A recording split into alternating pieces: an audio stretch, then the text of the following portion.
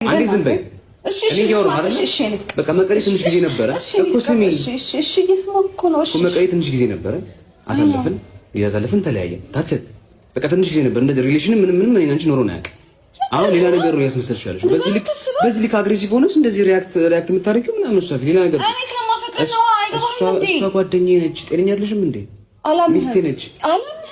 በቃ አላምንህም። እንደዛ ሊሆን አይችልምማ እንዴ። ይሄ ወዴት እያደረግን ያይሽ ነው? ወይኔ እየጠጣሁ ያይሽ ነው አይደል? ወይኔ ምንድነው? ምን ማለት አይደለም ከወይ። እሺ ምንድን ነው የምትፈልጊው ከኔ? በቃ ምንድን ነው የምትፈልጊው ከኔ? አልችልም። ነገር የለም። ጤነኛ እኔ ሌላ ህይወት አለኝ። የዛኔም እኮ ጀምረን ነው ነበር። እንዴት ማለት አልገባኝም። ጀምረን ነበር ጀምረህና እየቀለድክ ነው።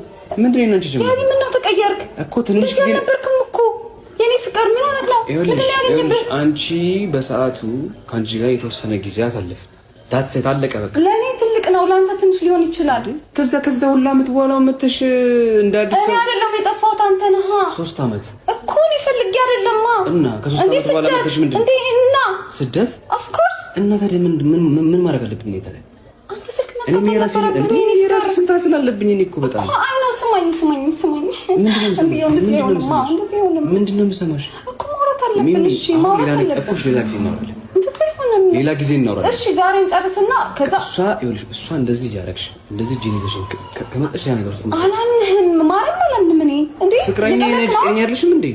ሶሻል ሚዲያ ላይ ምናምን ስንቀርብሽ አላይም። እኔ ስራ ላይ ነኝ።